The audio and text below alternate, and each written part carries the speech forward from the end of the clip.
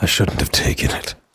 I tell myself this over and over, even now, even as my fingers trace the edges of the brittle pages. The paper feels too thin, too ancient, as though the oils of my skin might erase the words. And maybe they should. Perhaps they were never meant to be read. I found it in the basement archives of St. Augustine's library, a place so forgotten that even the dust seemed layered in history.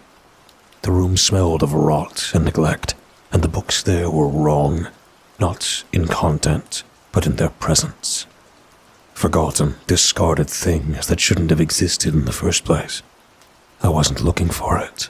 I was supposed to be researching something else, digging through old theological texts for an article I'd been assigned, a mundane academic piece about apocryphal gospels. Nothing dangerous, nothing blasphemous. And yet, it was there, hidden beneath a stack of untranslated fragments wrapped in a leather cover that had darkened with age. At first I thought it was just another fragment of scripture, another lost voice from the early days of Christianity, buried under the weight of canonical doctrine. But when I peeled back the cover, I immediately knew this was something else.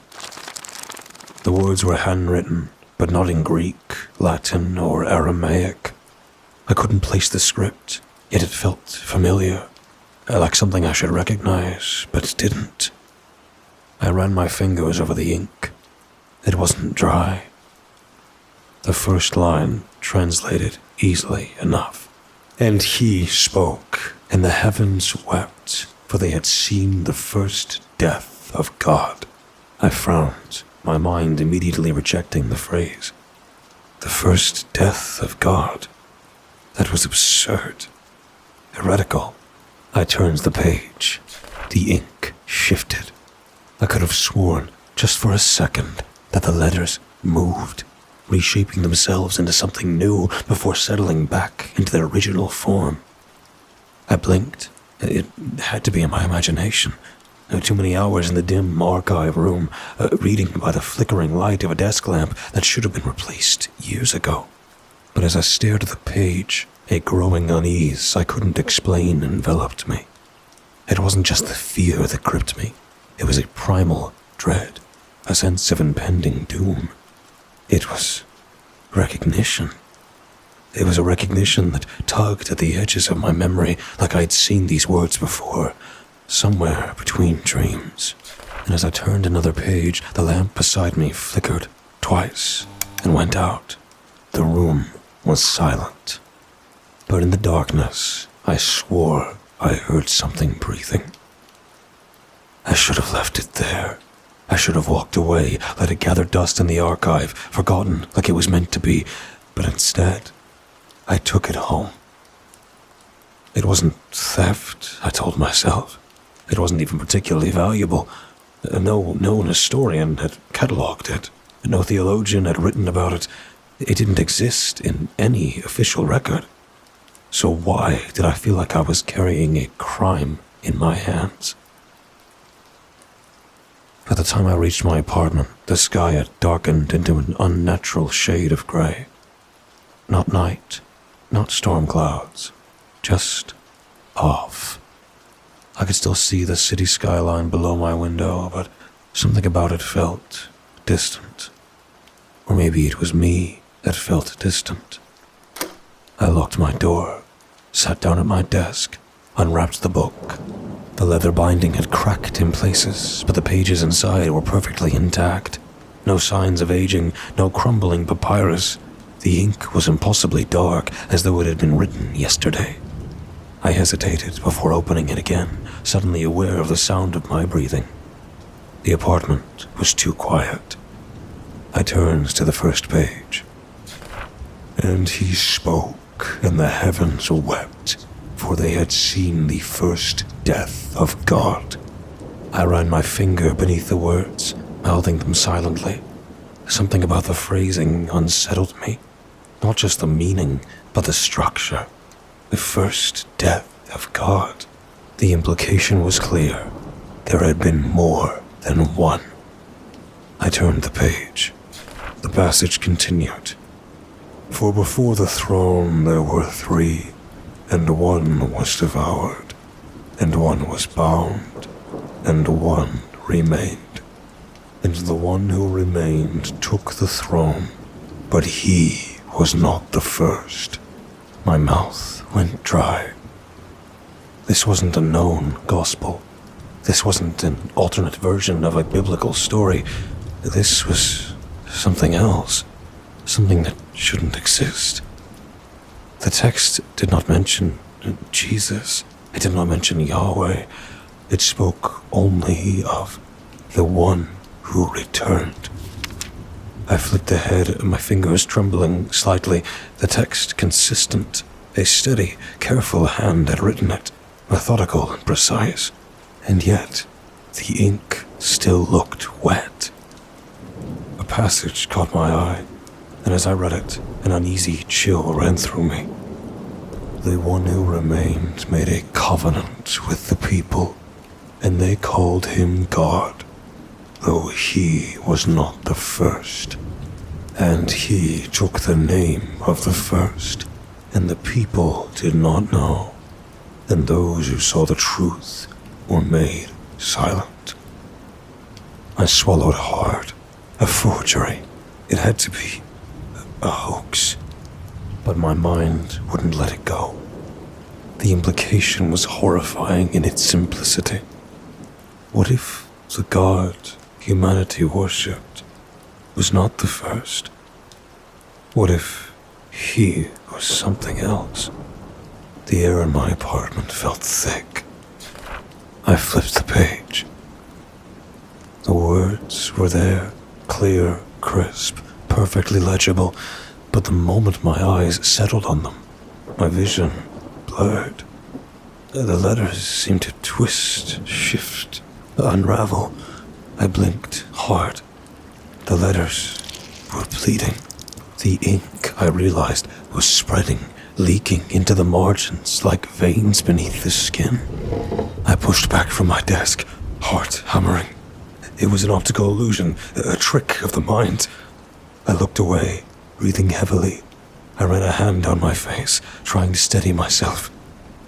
When I looked back at the page, the words had changed. I slammed the book shut.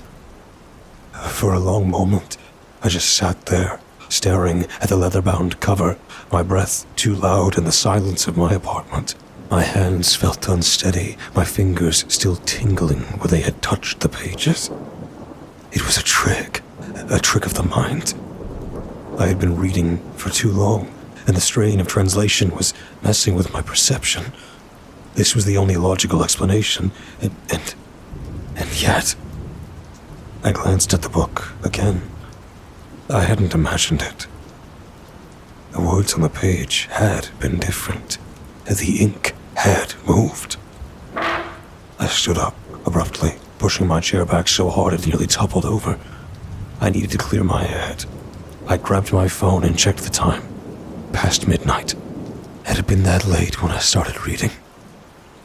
The apartment felt wrong. It was not cold or dark, but off.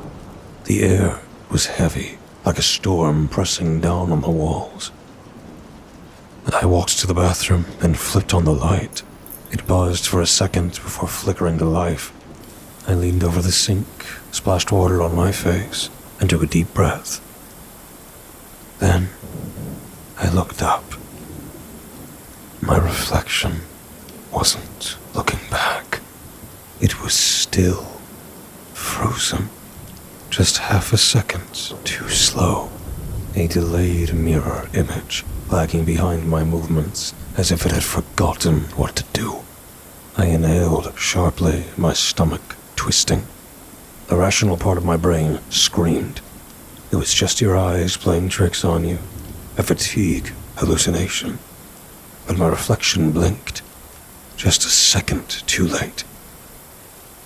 I backed away from the sink, my pulse hammering. The light flickered. For just a second, my reflection smiled. I hadn't. The moment the bulb steadied, it was gone. A reflection perfectly normal again, mirroring me exactly. I turned off the bathroom light and walked out quickly, chest tight. I needed sleep. I needed to not think about this. I didn't look in the mirror again. I barely slept. The feeling of wrongness stayed with me through the night, pressing against my thoughts no matter how much I tried to dismiss it. I dreamed of black ink spreading like veins across a page, of voices whispering in languages I didn't understand. I woke up just before dawn, the faintest blue light spilling through the window. For a moment, I thought I was imagining it, the lingering haze of sleep playing tricks on me. But the sound was real. Someone was breathing in my room. A rasping inhalation, these slow, careful exhales, like someone was standing just out of sight, just beyond the edge of my bed. I didn't move, didn't breathe. The sound continued, slow and deliberate, as if whatever it was wanted me to hear it. I turned my head slightly. Nothing. My bedroom door was shut. No one was there. And yet, the sound remained. And then, a whisper. A voice just above the sound of my heartbeat. I couldn't make out the words, but I understood the meaning. Keep reading. I sat up so fast I nearly fell out of bed. My room was empty. The breathing was gone.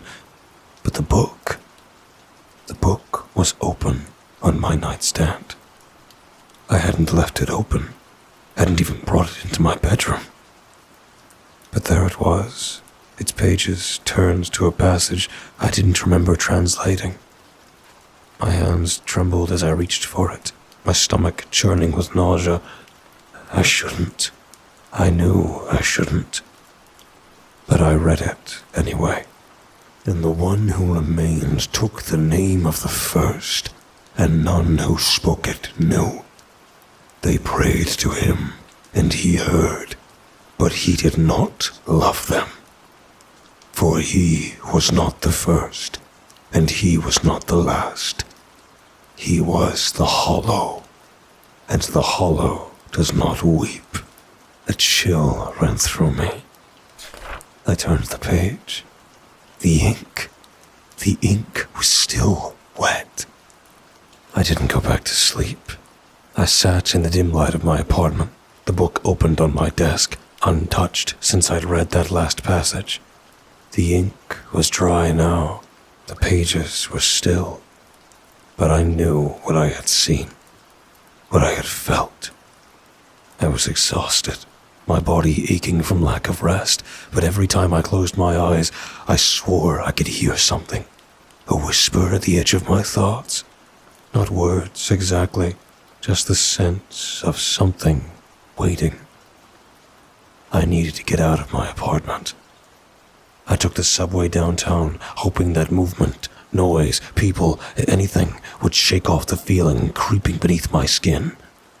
But something was wrong with the city. Or maybe something was wrong with me. At first, it was small things, little inconsistencies. A streetlight, I was sure, had always blinked yellow, now shone a constant, unwavering green. A billboard that had once advertised perfume now displayed a blank, black screen. I could rationalize those things. Coincidence, a faulty memory. But then, I started noticing the people. The subway was full, commuters packed in shoulder to shoulder. I could feel the heat of their bodies and the press of arms against mine, but there was no noise. No one was talking, no rustling of newspapers, no clatter of keyboards, no muffled music leaking from headphones. Just silence. I gripped the metal pole beside me, my fingers slick with sweat. I turned my head slightly, scanning the faces around me. Too still, too blank. A man standing across from me caught my gaze. He looked normal at first, Tan coat, dark eyes, hands tucked into his pockets. But something about him made my stomach clench. His mouth was moving, but no sound was coming out. I stared, my breath catching in my throat. His lips formed words, but I couldn't hear them. I squinted, trying to make them out, and then, suddenly, he stopped. His lips froze mid-sentence. Then, slowly, his head tilted toward me, like he had just realized I was watching. Like he had just realized I wasn't supposed to be here. I tore my gaze away, heart hammering. The train screeched to a stop, and I shoved toward the doors, nearly tripping over my feet as I stumbled onto the platform. I didn't look back. I found myself at the university without fully deciding to go there. The building was familiar, comforting in its sterility. Fluorescent lights, polished floors, the distant echo of footsteps down long hallways. It was quiet here, too, but not unnaturally. Just academic silence. I needed answers. I needed someone else to tell me I wasn't losing my mind. There was only one person I could think of. Dr. Avery, a professor of religious studies, expert in apocryphal texts, and the only person I knew who might recognize whatever the hell I had found.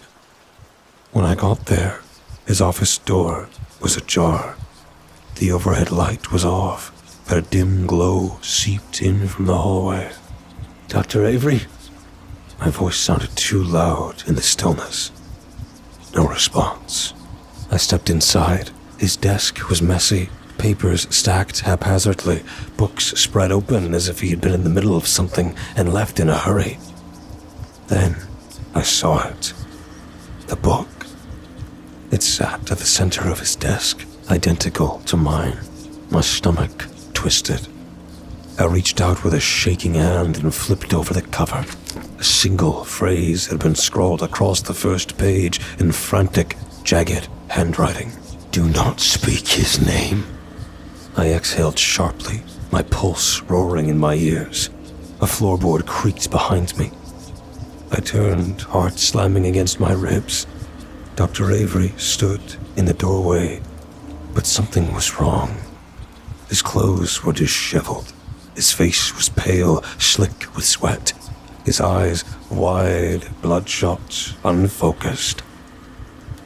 Dr. Avery, I started, but he took a sudden, staggering step forward. His mouth moved. At first, no sound came out. Then, how much did you read? His voice was raw, hoarse, like he'd been screaming for hours. I swallowed hard. Just a few pages. I don't understand. His entire body jerked at my words like I had struck him. He took another step forward, too fast, too sudden. His breath came in ragged gasps. You have to stop, he whispered. You have to stop before you see. He cut off with a sharp inhale, his gaze flickering past me. I turned instinctively. The office window reflected both of us in the dim light. Dr. Avery, and behind him, a third figure. Tall, faceless, watching. I spun back, my stomach lurching. Dr. Avery, we need to... But he was already moving. He lunged for the book, tearing at the pages, ripping them apart with shaking hands. It doesn't matter. It doesn't matter. His voice cracked. You can't unread it. You can't. He stopped abruptly, his hands still mid-motion, his fingers still clutching the torn fragments. For a long moment, he just stood there, frozen. Then, his head snapped toward me. His eyes were wrong. Too dark, too empty, like something else was looking through them. The words on the torn pages shifted, not physically, not in any way I could honestly describe, but somehow I knew they were different now. The meaning had changed. Dr. Avery smiled, and I knew instantly that whatever was in the gospel had already taken him. I ran. Dr. Harvey's smile stayed with me, buried into my mind like an afterimage of something I wasn't meant to see. His eyes were hollow and stretched too wide, and something else was staring out from inside him. I didn't want to hear what he would say next. I bolted from his office, shoved past the half-open door, my breath coming in short, panicked gasps. I needed to get out. The hallway stretched before me, impossibly long, too long. I skidded to a stop, my heart hammered. I knew this corridor. I had walked it dozens of times, but now it extended beyond what should have been possible. The far end of the hall was lost in shadow. No, not shadow. Something else. A darkness that wasn't just the absence of light, but the presence of something vast, watching, waiting. My pulse roared in my ears. I turned. Dr. Avery was behind me, but he wasn't moving. He stood perfectly still, arms at his sides, his mouth slightly open, as though he were mid-sentence. And his eyes were locked onto me, not blinking, not breathing, just watching. Run. The word burst into my mind, instinctual, primal. I turned and sprinted, forcing myself forward. My footsteps slapped against the tile floor, echoing too loudly in the silence. I reached the stairs and practically threw myself down them, skipping steps, my legs burning. The front doors. I needed to reach the front doors. I burst into the main hall and stopped dead. The doors were gone. In their place was a wall. Smooth, unbroken, featureless. I stumbled back, my breathing ragged. This wasn't real. This wasn't real. The air around me felt thicker, like something was pressing in, wrapping around me, squeezing. Then, a whisper. Do not speak his name. My head snapped toward the sound. Dr. Avery stood at the far end of the hall, near the shadows that shouldn't have existed. He wasn't alone. Figures stood behind him, still, silent, featureless. Some of them wore familiar faces. Faces from the subway, from the library, from the reflections in my mirror. My stomach lurched. I staggered backward, my hands hitting something solid. The book. It was there, sitting on a nearby table, open. I hadn't brought it with me, but it was waiting. The words on the page moved. I watched helplessly as ink twisted and reformed into something new. A single line, clear and sharp and waiting just for me. Your name has been written. My breath caught in my throat. A sound, not a voice, but something more profound. Something behind my thoughts, beneath my ribs, in my blood. And suddenly, I understood. The gospel wasn't a record. It was an invitation. I had read it, and now it has read me.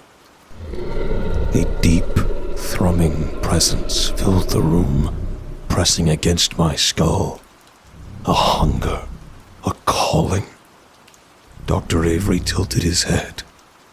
The figures behind him stepped forward, and I realized they weren't going to kill me. They were going to let me live. Let me walk into the world, into the streets, into the crowds. Let me bring him with me. I don't remember leaving the university. I don't remember how I got home. But I'm here now, sitting at my desk, writing this. The gospel is beside me, closed, but never truly shut. I should destroy it, burn it, tear it apart, bury it where no one will ever find it. But the ink is still moving. It's writing something new, and I think it's waiting for me to turn the page. Because there's one last thing I still don't know. My name has been written, but I don't know where or in what. And if I turn the page, I'll likely find out.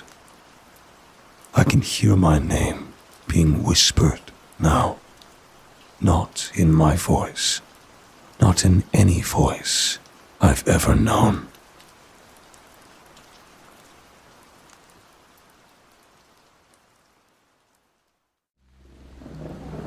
Thank you for listening and delving with me into the dark together.